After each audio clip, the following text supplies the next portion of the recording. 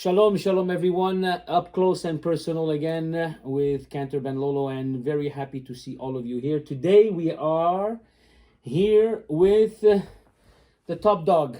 Thank We you very have much. the top dog is a good thing. So we are privileged and honored to have with us our president, Monsieur Edmond Elbaz, with us, and I want to welcome you and I want to thank you first of all for agreeing. And I know I caught him on the fly. He was busy doing something and I told him now is the time to do the interview. Alors bonjour et quel plaisir de vous avoir ici parmi nous. My first question to you is a very simple thing.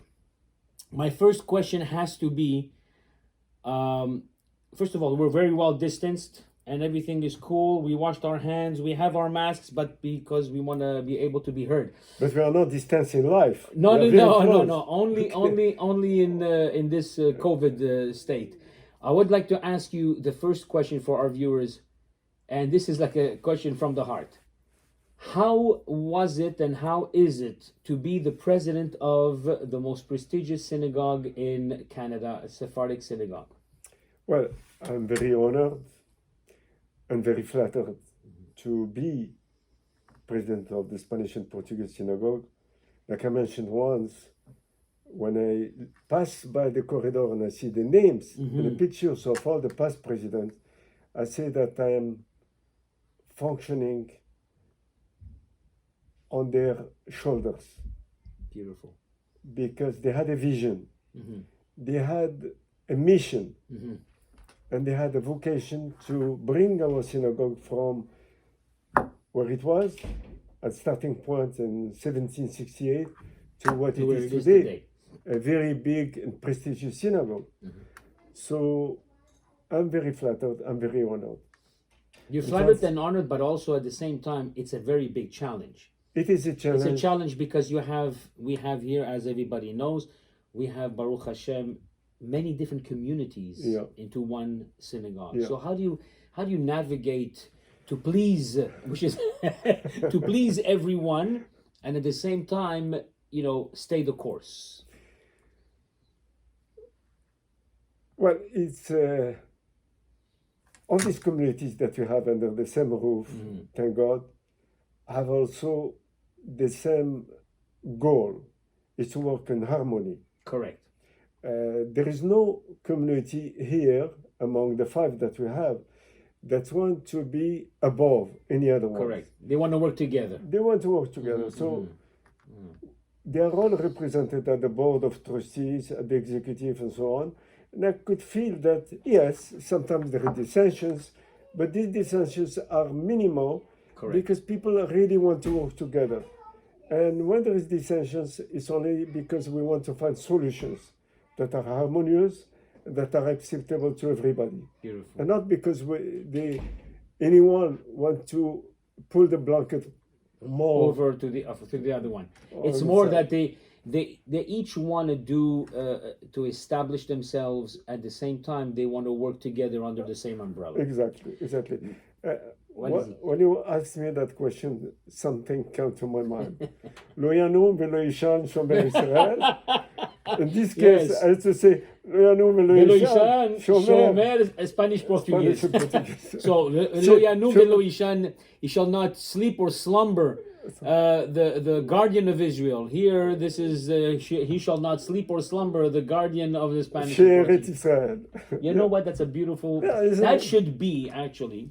Yeah, the team. At the end of your term, hopefully then you'll continue on. Thank you. I'm hoping that you're continuing on, but I'm saying that at the end of your term, which is like you took extra, right? Yeah, I took it short. Yeah. But I did it because for me, I wanted a continuity. Correct.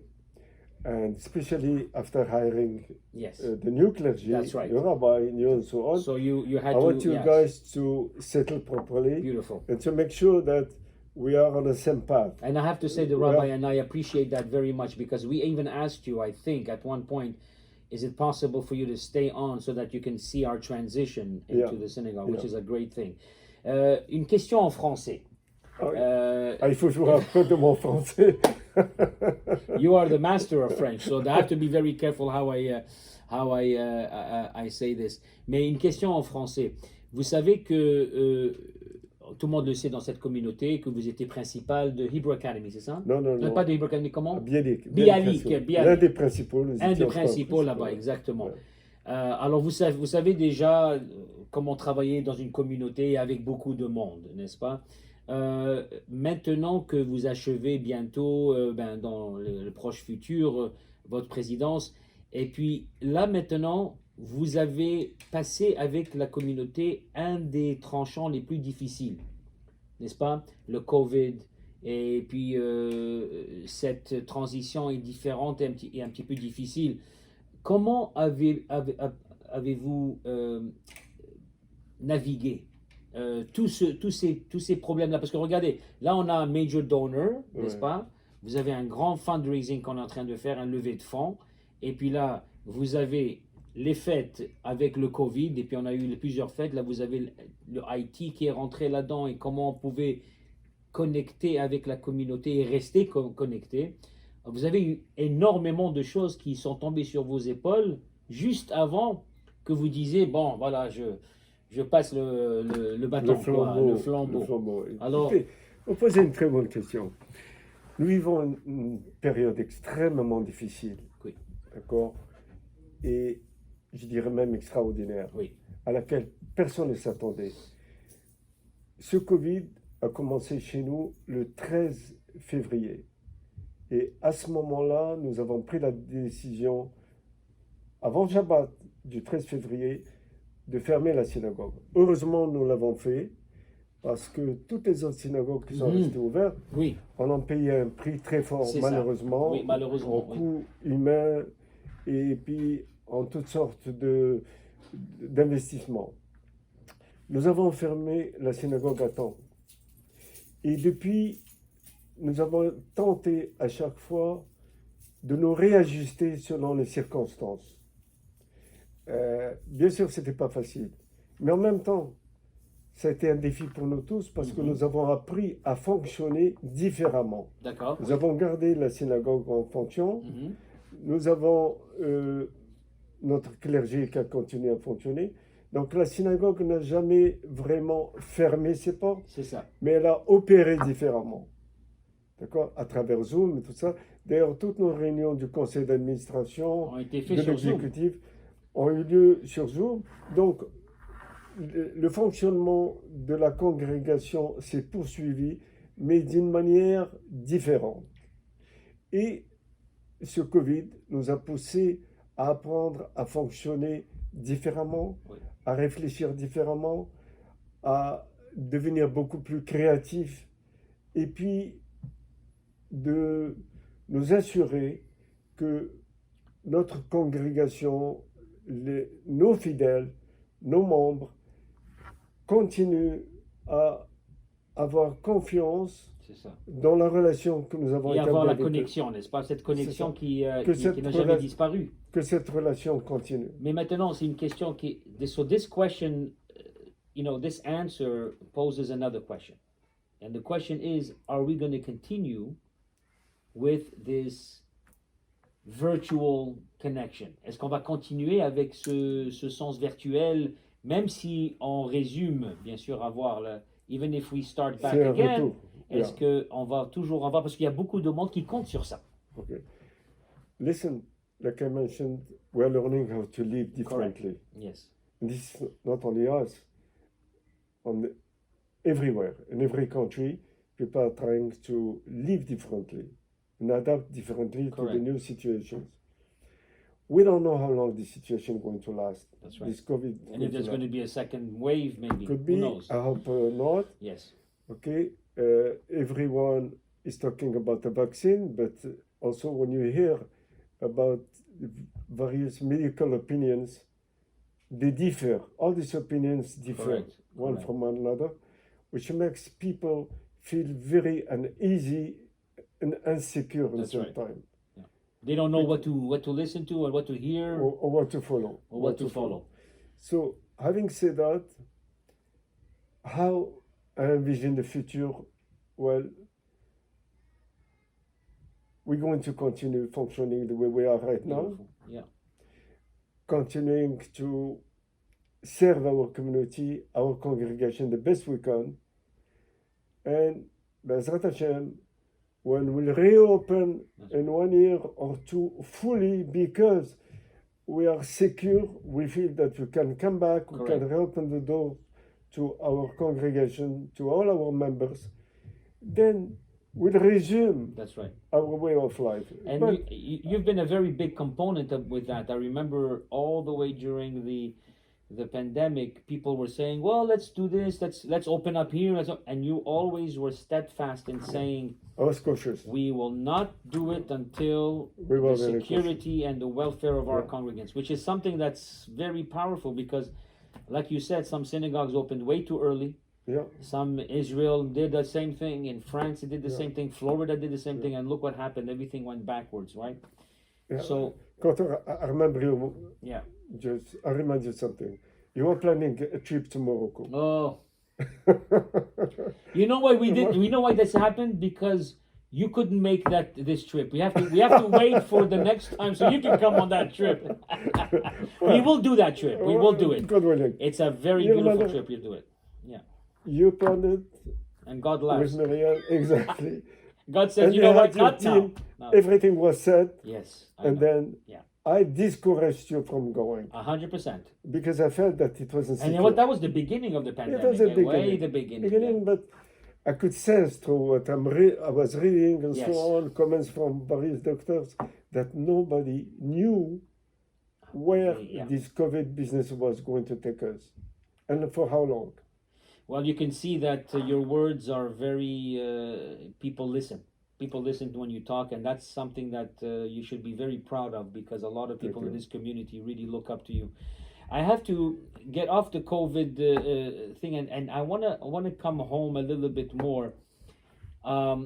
This synagogue, like every other synagogue, needs funds. They need Yeah. funds for, you know what, to run Of course. daily services, Shabbatot, high holy days, holidays, programs for kids, for teens, for young adults, for couples, for elderly people, for everybody. So we did a levée de fonds, a fundraising effort that Baruch Hashem, yielded a good amount of money, but we're still looking for more. If you have a message for anybody who's watching, and there's a lot of people who watch this documentary, like the Up Close and Personal, which I'm very happy. How would you tell them? How would you sell them into it? And said you don't have to give major donors. You could be, a friend, a supporter. What is your message to them? At our last executive, I appealed to all our members Correct. to be our ambassadors. And I did the same thing with our trustees. Mhm. Every institution today in the world, it could be school, it could be synagogue, and so on, Yes. needs a real funding to be able to function. Correct.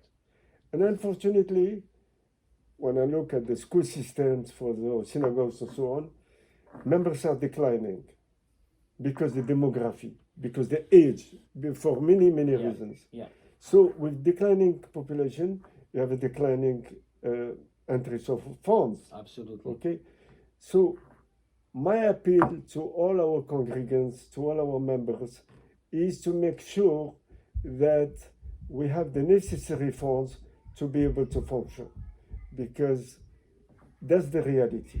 It's reality.